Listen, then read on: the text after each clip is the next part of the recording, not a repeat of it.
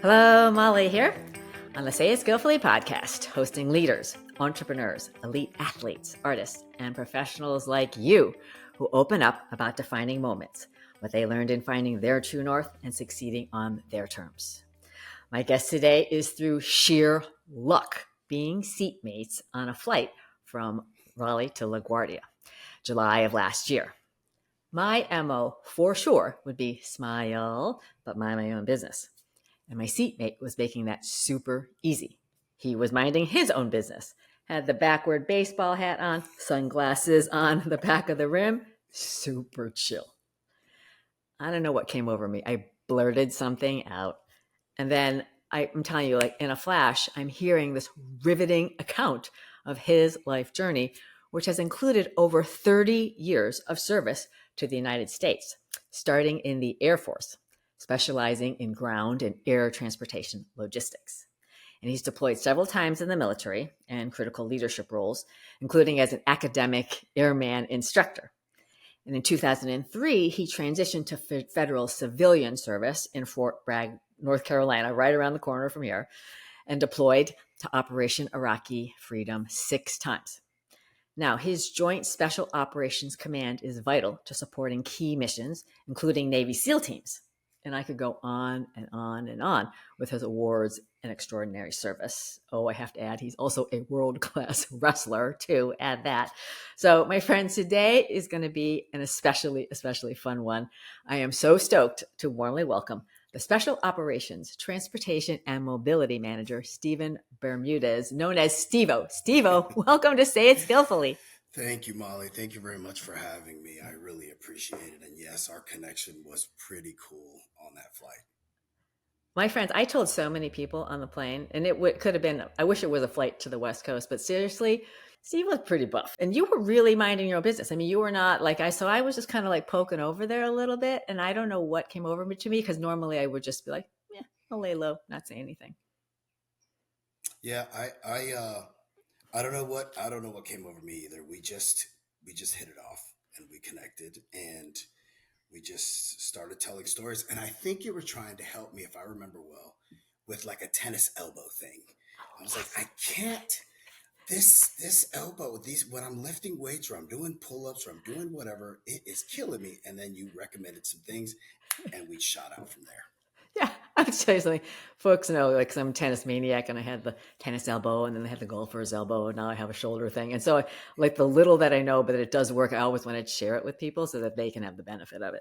But the thing that really I think was so striking for me right out of the gate was you were just so real and unfiltered but in this really real way. Like you were not, I could tell you weren't like, well, if I say that, she thinks this. There was like none of that going on. Like I know that's not the real you. I mean, that's so huge. And then, Stevo, your story, I mean, I don't want to delay a second because your story is so remarkable. And I was so inspired by you. And I'm literally, I mean, we literally came off the plane and I'm like, he has to be on my radio show. And so I pestered you because Stevo was flying all around the world, folks, for the military. I mean, he is like nonstop on missions. Well, I don't know if missions is the right word, but you're constantly on duty. And so I'm really grateful, one, for you joining us. And, the floor is yours. Well, thank you again for having me. I think that's a really good assessment of me. Sometimes I can be a little too real and unfiltered, and I have to, as I get older and learn some lessons, I try that. So, and by the way, the you taught me how to squeeze something for the tennis elbow, and that actually worked. I was doing it, and it worked because it was killing me during golf, during like weightlifting or whatever hit workouts I was doing at the time. And I'm like, man, that actually worked. I have to tell Molly. So I guess, for me, I'll start out. I grew up a military brat. I was born in New York, as some people would get a kick out of this. Born in New York, like most Puerto Ricans are. They're born in Brooklyn. I don't know how we all fit in that one little borough, but I moved to Puerto Rico as a child and grew up there until I was about 8 or 9 years old. And then I joined my father. And then from there, my mother and I joined my father. And from there, I grew up an Army brat. And I'm one of five kids. I'm the oldest, and we ended up in North Carolina. And it's funny how I ended up in the military. My wife will tell you, uh, I I did not respect some of the military men and the way they carried themselves. I thought it was overconfident. I Mm, thought I just there was something about them that I was like, they're cocky, and I was just I misconstrued their confidence at that time, and I left the house when I was 18, and I went to Georgia, and that's where I met my wife. And she knew how much displeasure I had towards the military at the time, but I had a son, and that changes your whole life. My firstborn, Reuben, was born in Savannah, and we were living in Savannah, Georgia at the time. And I just started thinking, like, I've really got to get out of this rut.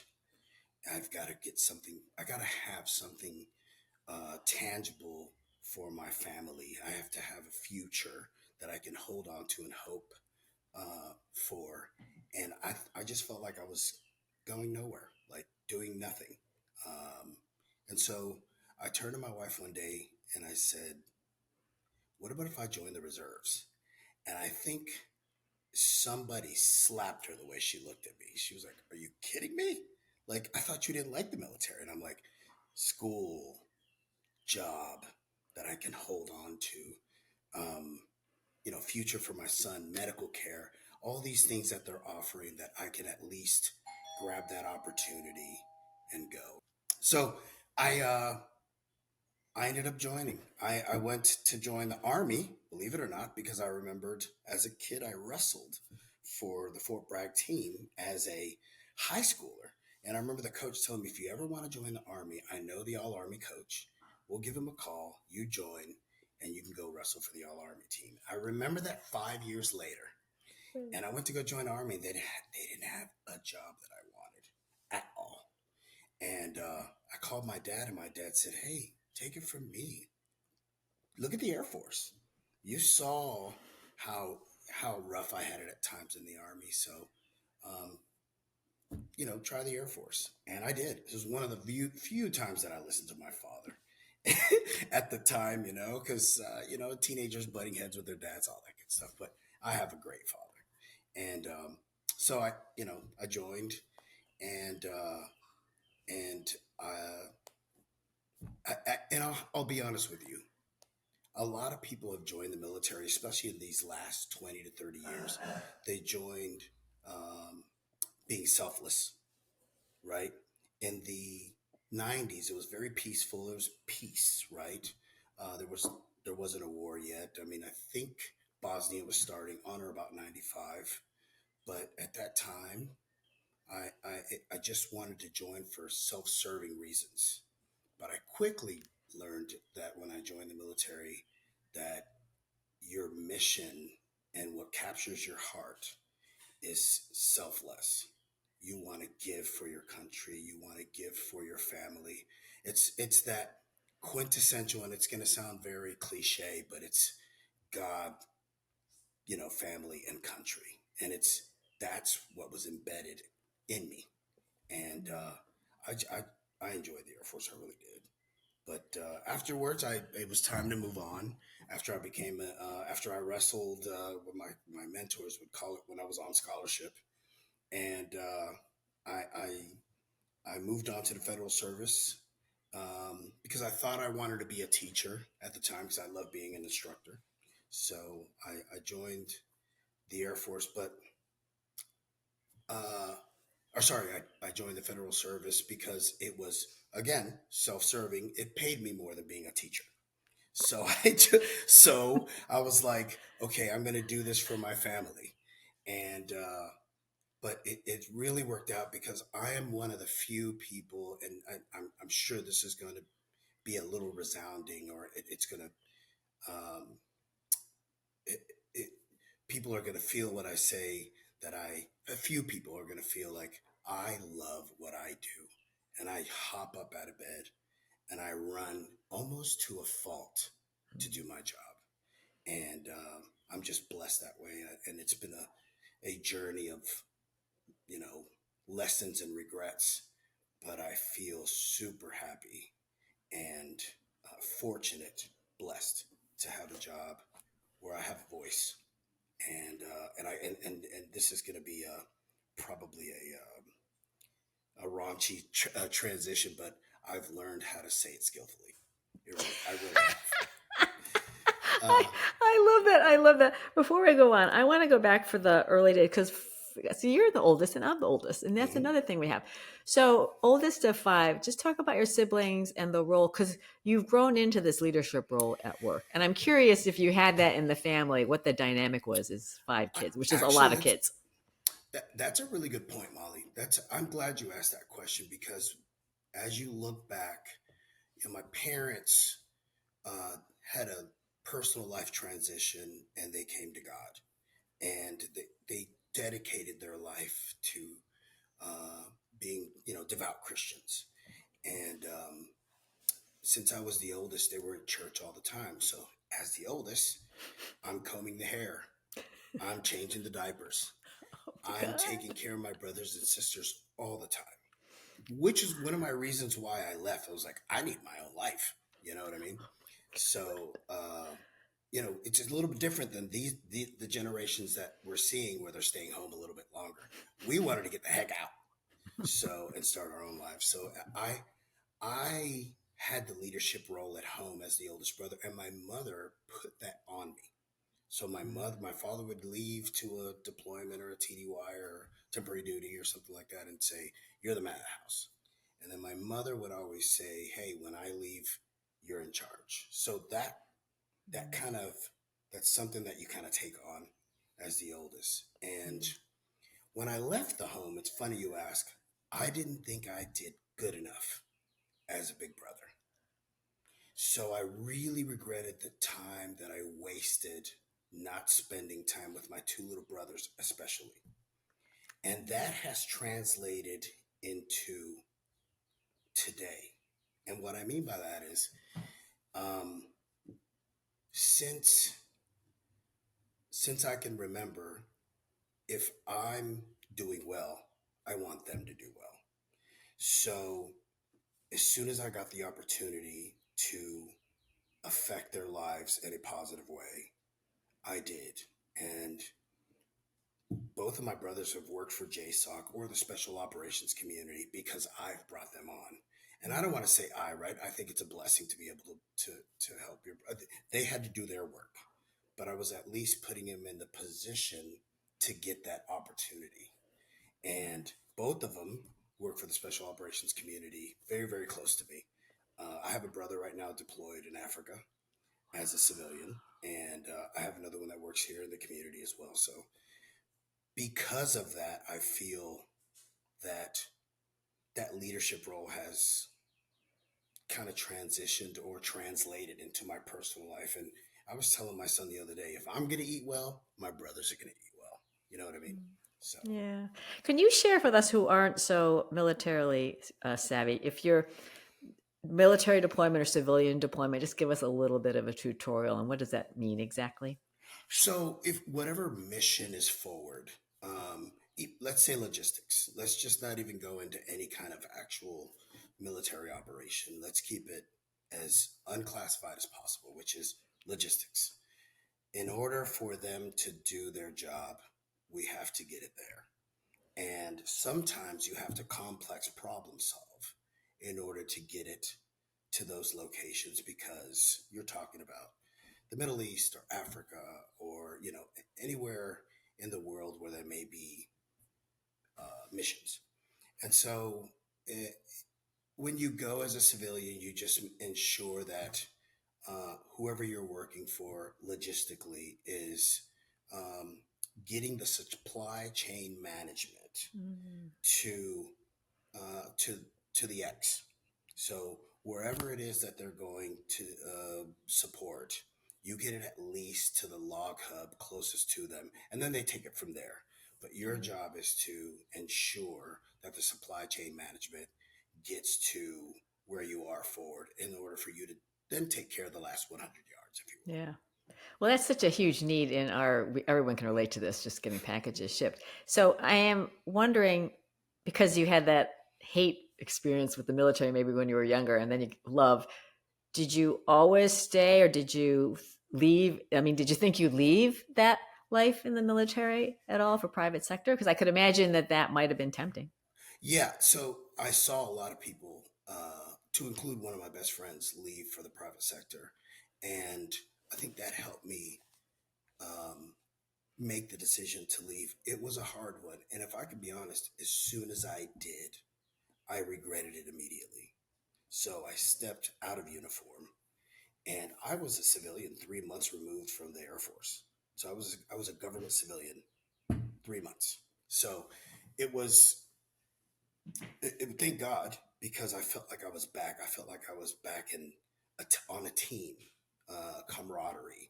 Um, it just seemed like I was back. But You, Grayson, you left for 3 whole months. That's it. that's it. I went from Air Force. I went from the Air Force active duty guy. I was out for about 3 months, and then I got a call to become a deployment specialist of all things.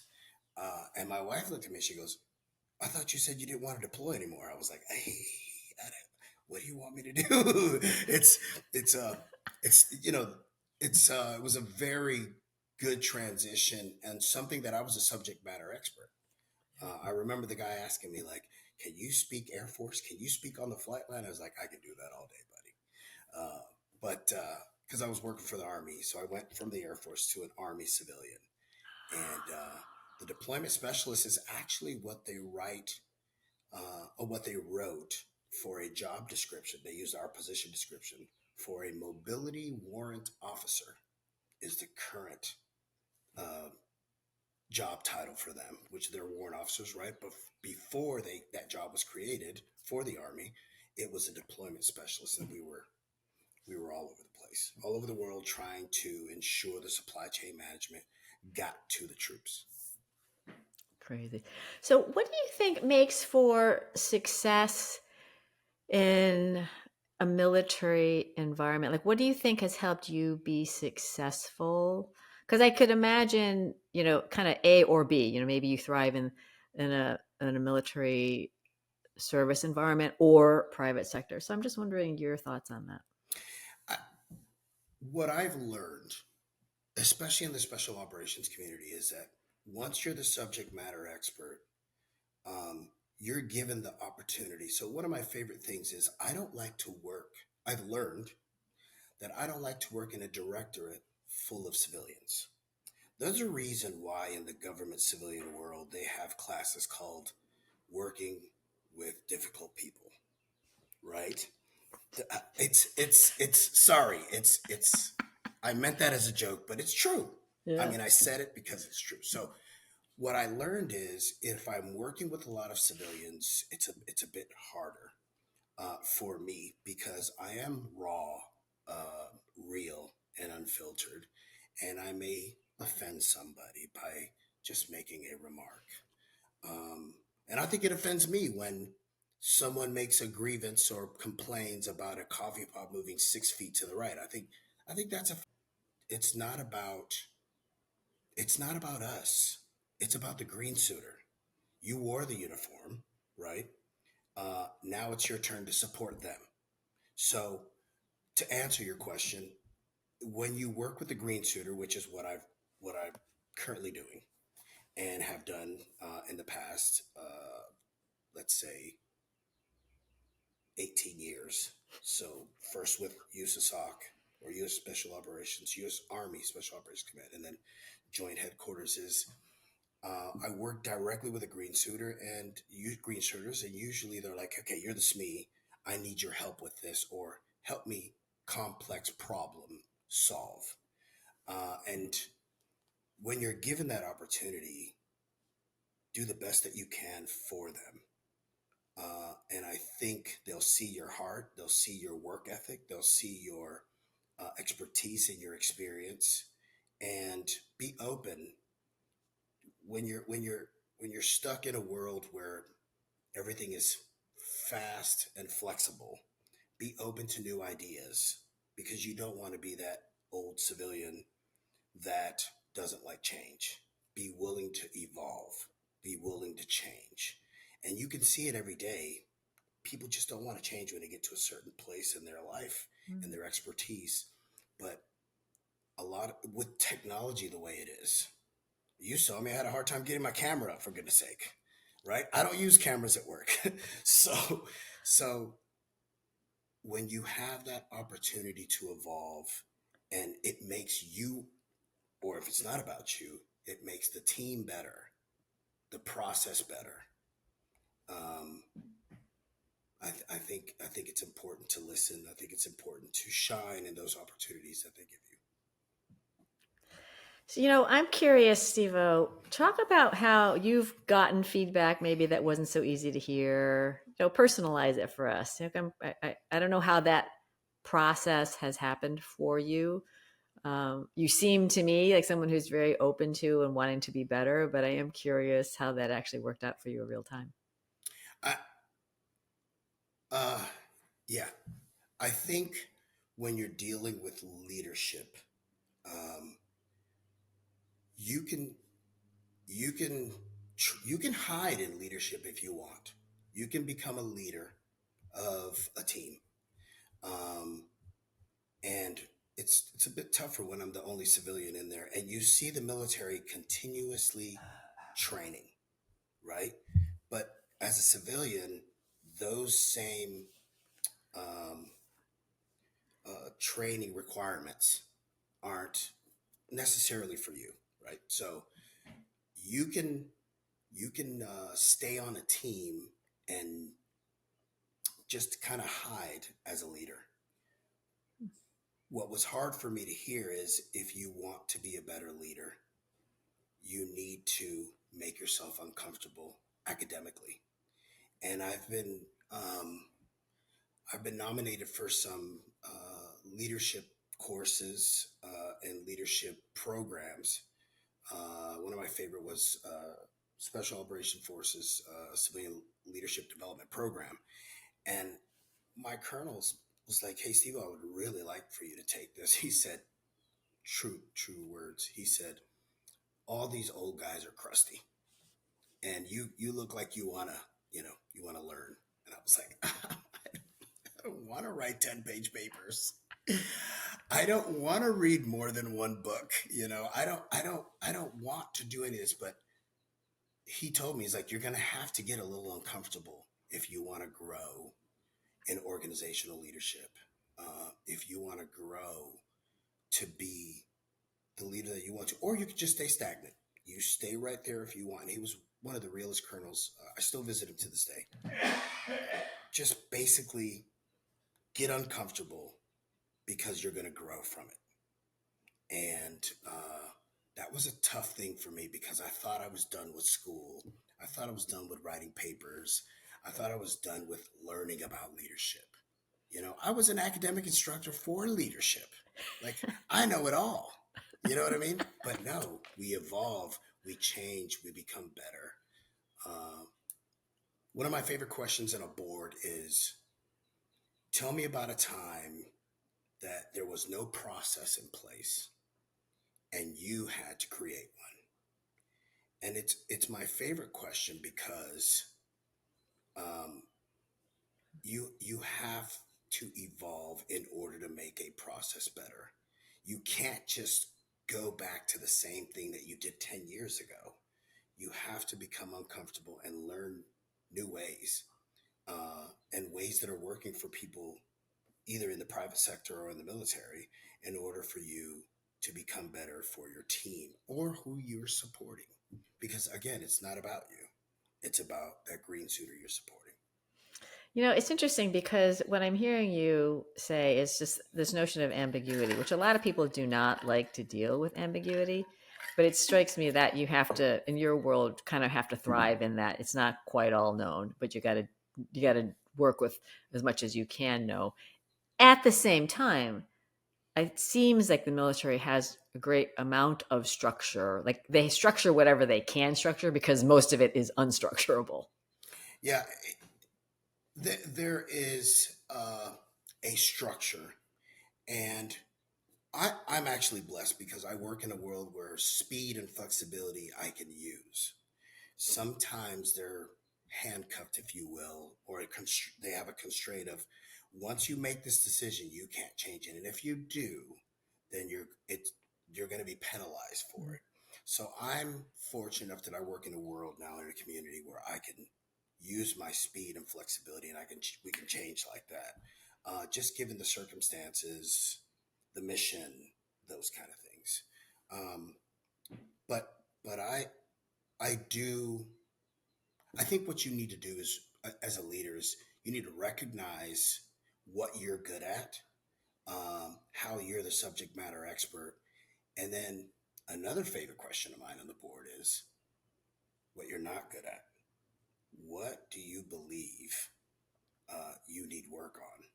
What are your biggest pitfalls, or as we call it, limb facts or limiting factors for either your job, your brain, your communication, all those things, right? So that's where, mine is time management. Sometimes I'm not a very good time manager, or I try to take care of the easy things instead of the important things, right? So I grab a teammate who is good with time management, who doesn't procrastinate, who doesn't say I'm gonna grab this first because it's easy and I can get that off of my list of 5 things that I need to do today. So in that world where there's some structure, but you have to navigate through the gray, if you will, it's always good to know your team's strengths and weaknesses and grab the right person to help you navigate through. I hope I answered that. Yeah, well, yeah, it's again, there's no people are random and people are perfectly imperfect, so that's why it can be really a pain in the Agree. butt to work with them. So I get that. I'm wondering the team dynamics when you've been in a situation where it's really has been really hard to work with people. Like, I mean, people listening are like, oh, I got this team member, he or she is X, or I have this boss, he or she is Y. They're driving me crazy. I'm just wondering to what extent you had to go through that and maybe just how you work through it. Oof. Yeah. I've had leaders that didn't necessarily like my realness and my um, rawness, if you will, my unfiltered approach, because I will speak my mind, sometimes to my own detriment. And I've learned that along the way. Um, but I think you just have to deal with that difficult person, whether they're a leader or a teammate. And I think the right thing to do is address it. I think you just either it's a closed door between you and that person, or it's a closed door session with the team, or it's an open discussion. Mm. And I've always, I think and I was reading your book, and this hit hard when we were thinking about our fears, in not speaking up. And it hit because one thing I changed about myself, because I know that I can be sensitive sometimes to words. I word play. So if you say a word that's derogatory, I might go, is he talking about me? Because we need to talk about this. So for me, it's um, I learned maybe about 15 years ago when I joined the joint headquarters that none of this is personal. This is all professional. And for me, I mean, we have a lot of A personalities where I work. And I mean, you'll point the finger like people are, you did this wrong. Wait, whoa, slow down, buddy. And so, and people will call you out and not be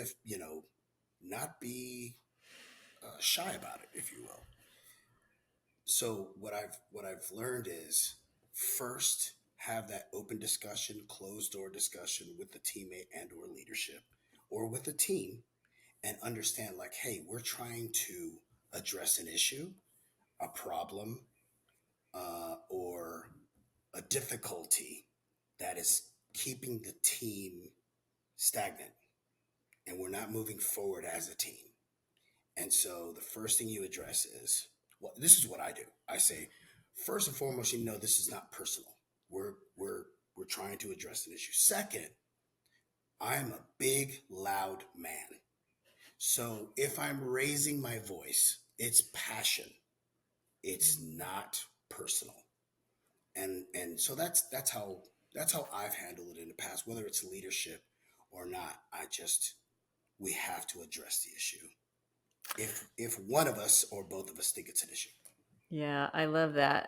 This bodes well with the book, the notion of the transparencies. You need to have it out there. We cannot be pretending there is an issue. We got to get it out there. And I love how you own I'm not making it personal, it's passion. Right? I'm clarifying for you so you can't, left without you saying that, someone could say, wait a second, he's out of line or he's this or that. And when you let people know this is why I'm doing what I'm doing, this is how I'm showing up, that really helps with the understanding piece. And um, I'm pretty blown away because, it's so easy to judge a book by its cover and the thoughtfulness that you have. I mean, I'm telling you, I you get were that a lot.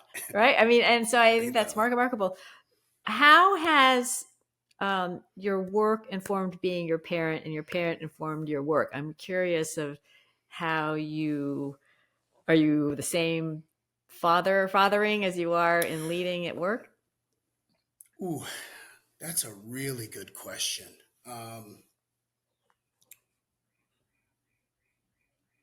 Being a deployed, most of my career, I have been able to elevate in position and get promotions and I believe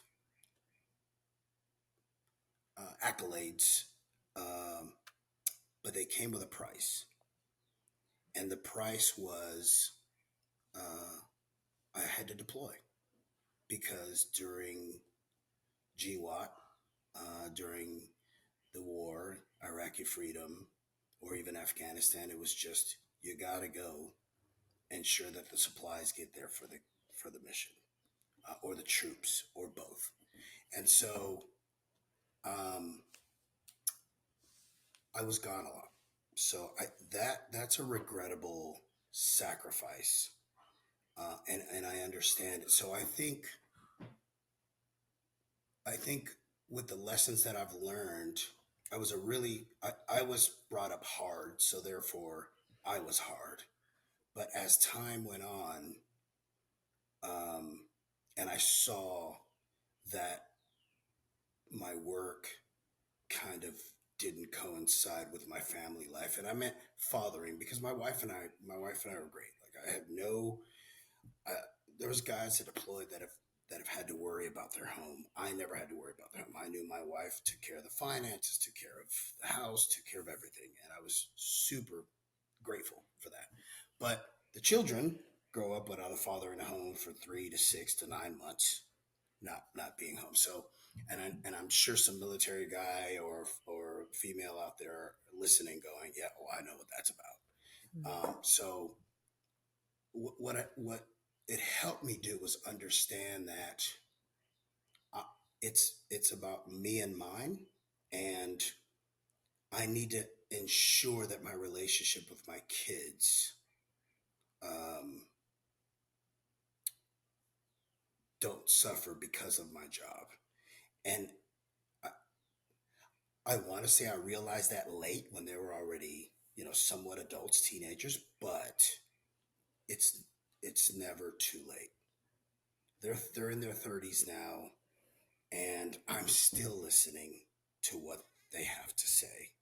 If they have something to say, I'm trying to listen, and I've tried to change different aspects of myself that I didn't like or they didn't like so that I could become a better father. Where I think I'm like a type A, in your face, direct person at work, I was that person at home, and I was I've tried to separate the two, because what works at work with the directness and with, look, I don't have time to play around with this. Like, we've got to get this done. The requirement is on this date. The suspense is on this date. We need to ensure that we're doing this correctly for the mission. Whereas at home, this whole, it doesn't work. And you need to listen to your kids. It's a totally different generation. Like, it worked for me. My mother said, because I said so. And I went, oh, all right. And then I'd close the door and, mumble something, probably not so good. And then, but with my kids, I want to ensure, even in their 30s, that I'm trying to be the best version of myself personally as a father and a grandfather now to them. Amazing. Hey, when you're, your wife, God bless, she's like holding it all together, and then you're back, right? So how did you, I could imagine having open conversations, because she's got this whole program and it's working to cover while you're away. But then, and she worked. All right. Yeah. So then you come home, and because you don't really know what's been going on because you haven't been there. It could be easy to inadvertently kind of mess it all up. And I'm just wondering, did you have any disconnects, or were you just super mindful that, hey, I'm just kind of landing here and everything's been going fine without me? Molly, both, if I can. So when you're away, and when I'm away, it's quiet. I'm quiet. The room's quiet. The office is quiet. Everything's quiet. When you come home to 3 kids, nothing's quiet. So to answer your question, I think you come home and, you're in each other's spaces, and you feel like you're invading that space because I've been alone, like, leave me alone. But you have to force that interaction. You have to force that togetherness, that unity. And I would come home and I would say loud noises, and it was, I remember once I came home from a deployment, and how they took care of the camp for us was a helicopter. That was the security would just kind of hover over the camp for security, right? And so I remember waking up in desperation once, like, there's no helicopter. Where's the helicopter? And she said, you're home now. There's going to be no helicopter. So so yes, there were some times where she didn't understand, but we were able to come together. And I think what really helped me as a man is that, since I knew she handled it while I was gone, and she's very good at what she does, and she's a very good mom. She's good at everything. I don't know how she does it. Super grateful. I started saying, like, I need to be a teammate to her.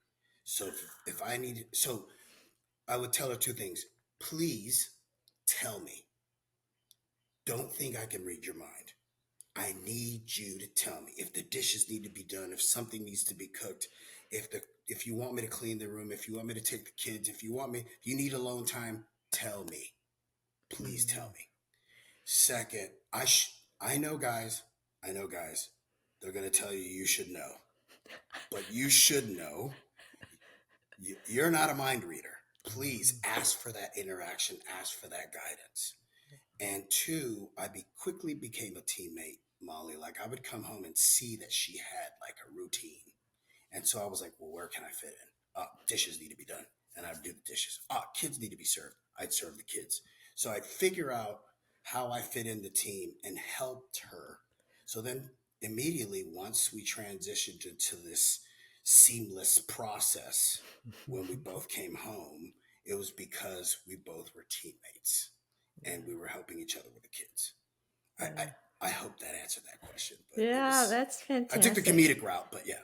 Yeah, that's, listen, you got to ask for what you need. And I'm reminded, because I watch, I'm a big Jerry Seinfeld fan, and he just the funniest thing about men, because I think a lot of, this little skit that he does, the women aren't exactly explicit about what they need. And Jerry's point is like the women. He's like, women, you should know your husband wants you to be happy. He does not know what to do.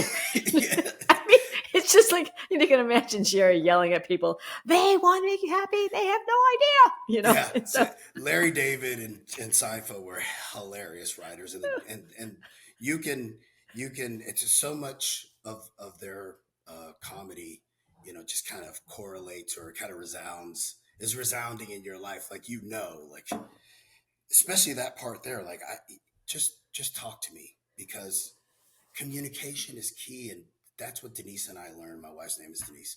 That's what Denise and I learned. We learned that we needed to communicate, and if I didn't like something, or even if I liked something, I would compliment, like, the house looks great today, or you look great today, or wow, you, like, I don't know how you do it. How do you come home after work and cook and homework and all those things because I worked late tonight? How do that kind of stuff. So, but communicate, because at work, it's the same thing. You're communicating as a team. Why wouldn't you do that at home? I don't understand that. yeah. So you're like poster child for all this speaking Yeah. up. No, seriously, Well, with Stevo. lessons learned, maybe. Yeah, well, this is why I hope listeners are soaking in, because really that great communication starts with yourself.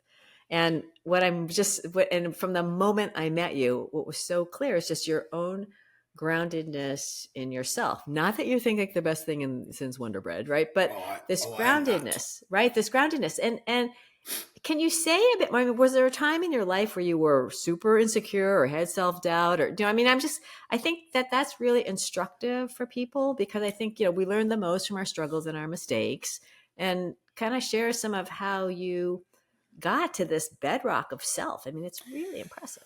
Ooh, uh, yeah, I have so I wanted to say, I'm glad you asked that, because I wanted to say that I've been married 33 years. We're going for our 34th.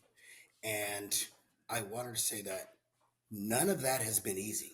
Just a lot of that communication, and a lot of that getting to where we were a seamless routine was through arguments and tough times. And there were times when we thought we weren't going to make it, but a marriage is not easy. And so therefore, anything that I'm going to sound cliche again, like anything that's hard is worth it, and you got to work hard at it to, like, yeah, I get all that, but when you're about to give up, you have to look at, like, what you have. Are you willing to just give that up because you're going through a tough time, right? So that to me was, um, a few times there were just some epiphanies I had, like, well, no, I don't want to leave. I don't want to leave because look at how beautiful she is, or look how great of a mom she is, or look at, oh God, I got to start doing the finances now myself. Like, she's my CFO. I call her my CFO, for God's sake. Thank God we have what we have because of her, right? So I just give her the money. That's it. Just here, take it, and every now and then give me some, or let me invest in something, right? But it was it was so tough, where I was very, very insecure of myself and being a good father, let alone being a good husband.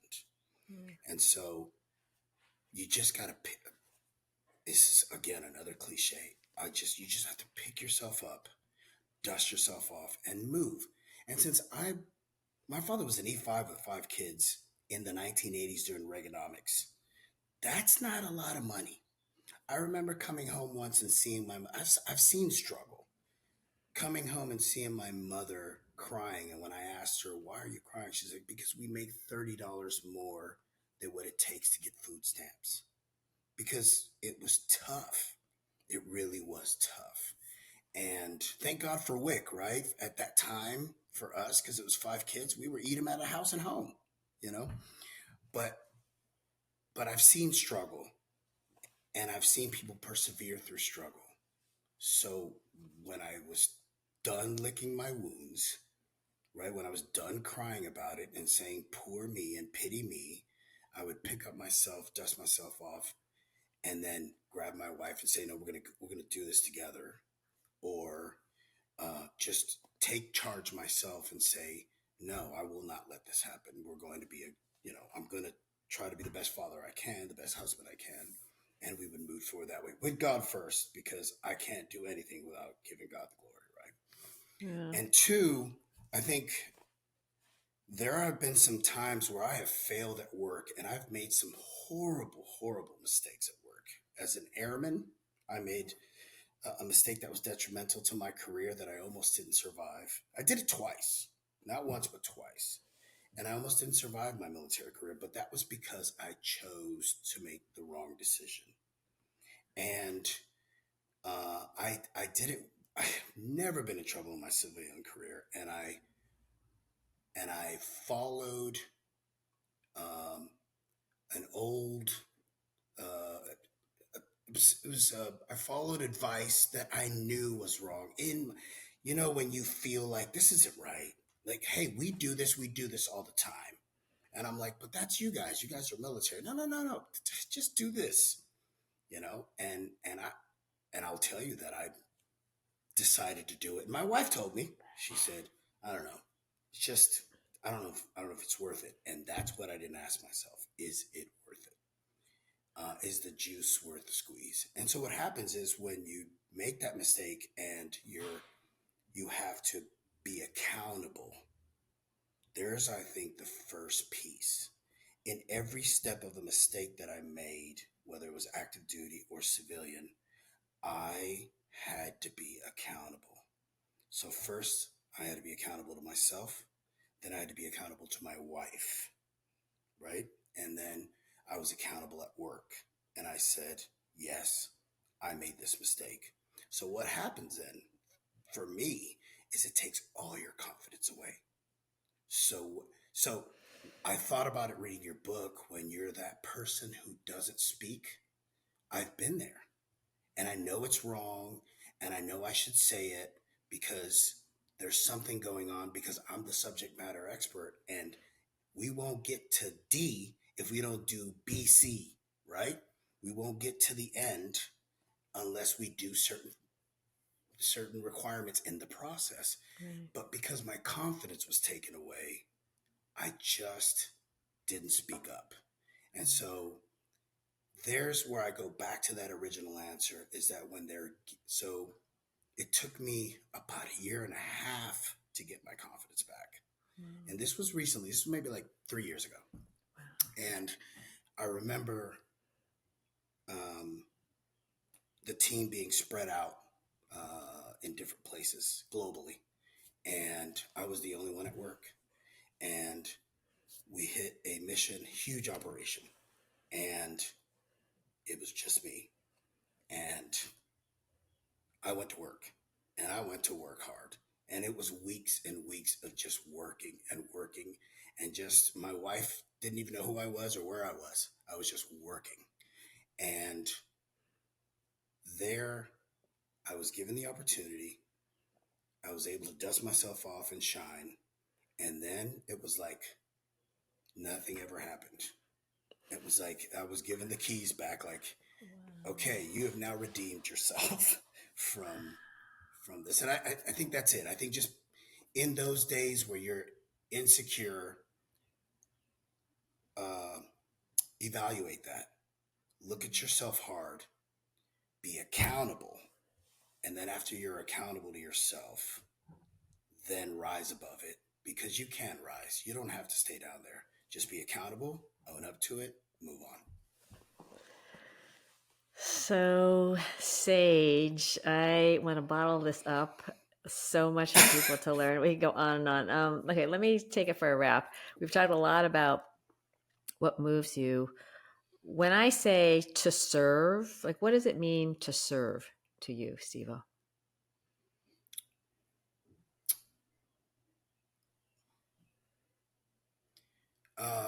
All right, I'm going to try to do this without getting emotional, because you just hit me where where I can.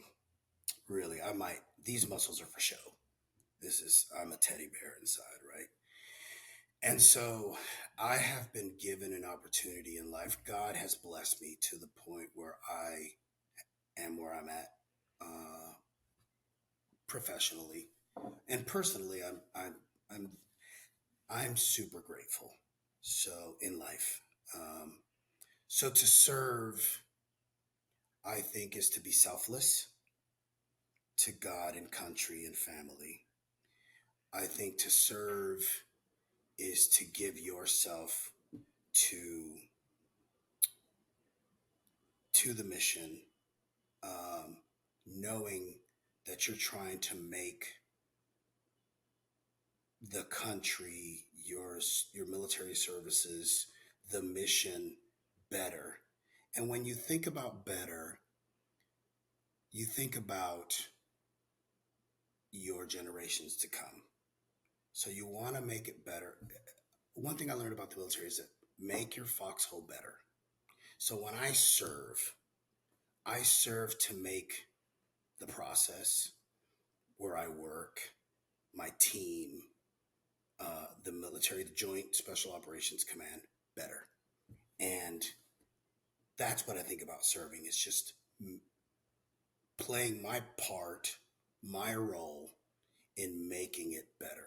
And that's what I think of. And I tell people this all the time, and I think I might even told you that day.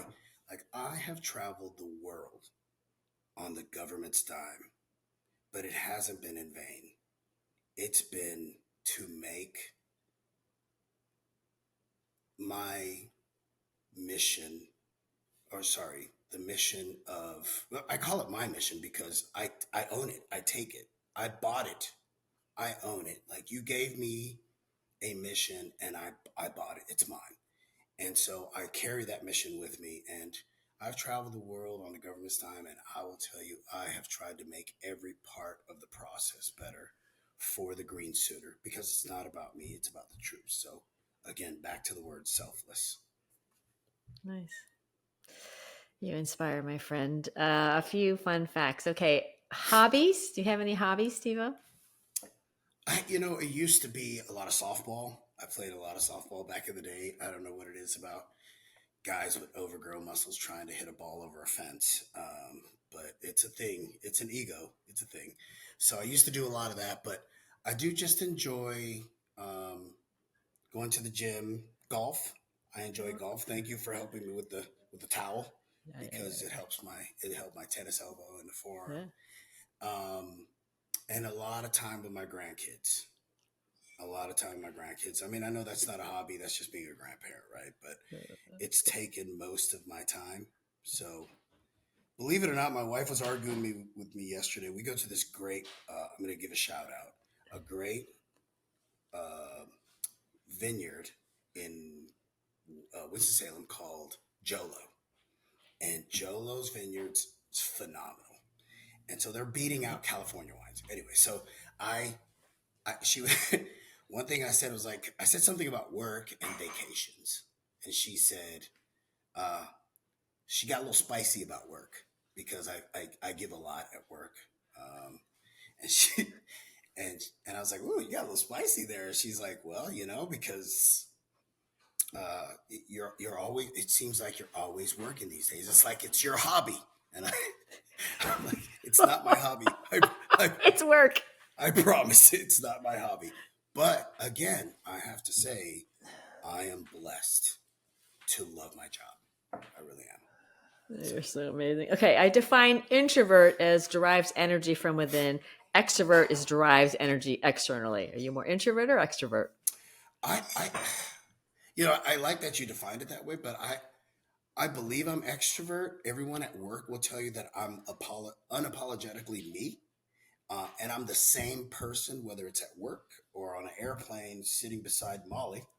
Um, and I'm a social butterfly. So I want to say I'm an extrovert, but I will tell you that I have no problem being quiet, listening, and using my own energy, be it nervous energy or good energy. Nice, nice. And you've shared so much about yourself, but what might be something that, even if people who know you well, what might be something surprising they might not know about you? Oh, wow. Um, that's a really good question because I talk a lot. So, so, so um, I'm a homebody. I love being at home.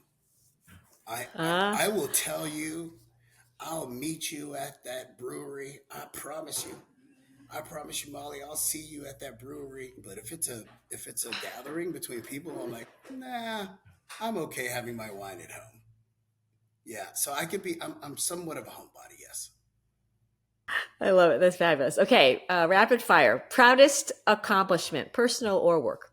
Ooh, that's a really good question.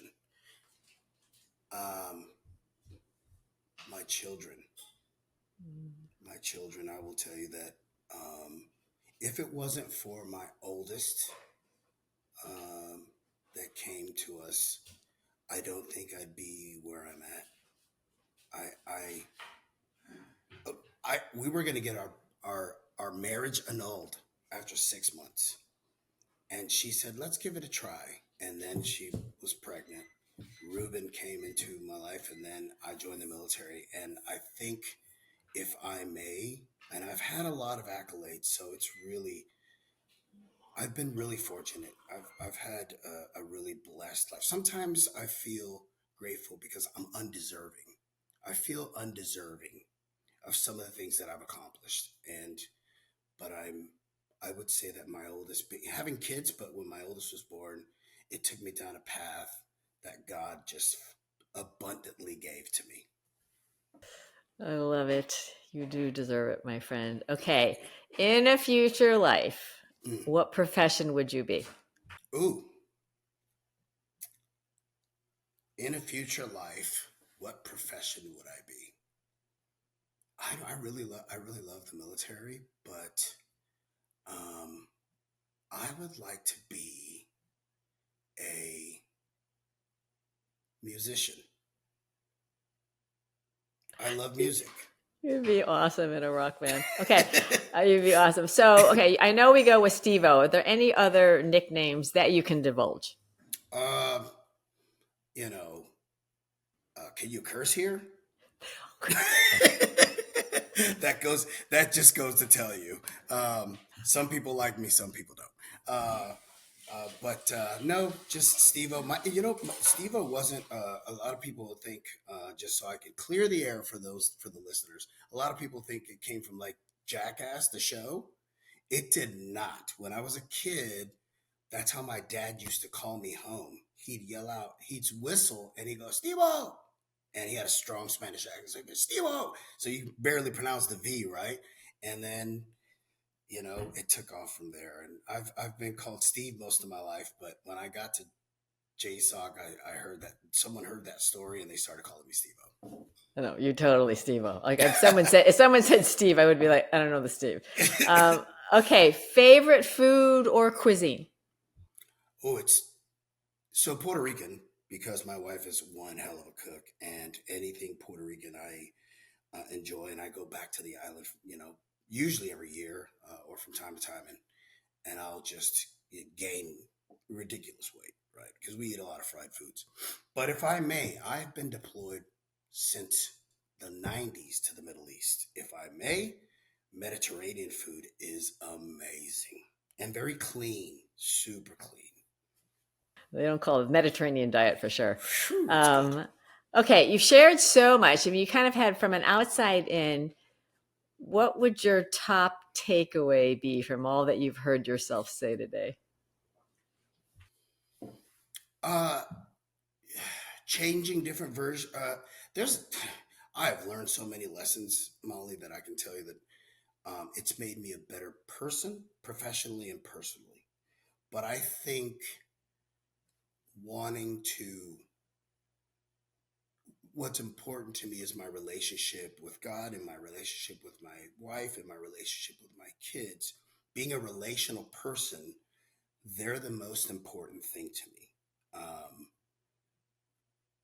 I believe that my favorite thing would be that trying to change different versions of myself in order to in order to accept that I can be a certain way, and I want to change that and have that relationship with my children. All personal, different relationships with my children. And I don't have to follow the status quo or other people's way of life. And you hear some people say, "Well, my kid, when he turns 18, he's gonna go join the military, or he's not gonna, he's gonna get the hell out of the house." And you're like, "But why? That's your child." Like, sometimes it takes a couple more years to mature, or you just because you did it doesn't mean that that's right for your child. And so therefore you must try to figure out a way to ensure that you have a personal relationship with your children separately, and try to change that version of yourself that you don't like that you are with them, or your wife, or your particular other. I use the phrase my mentor, Marshall, uses, it's a new me every day. It's a new me every day. Okay, final question. Stevo, what was it like for you to share your life journey with all of us today? Ooh, it was nerve-wracking at first. So I read your book. I was reading your book, and I prepared, and I didn't even go in the email thing. I didn't know that you were going to send me one last thing, but I just was like, just preparing, and I think that's me now. Like, for work, like, I want to prepare to ensure that I'm giving the best version of me as a teammate or a leader, if you will. And so I was preparing, and we shifted this till today because I had to do some work. But I'll be honest with you, it was almost like I took a deep breath after you were okay with it. I was like, "Oh my God, I don't think I was ready. I wasn't ready yet."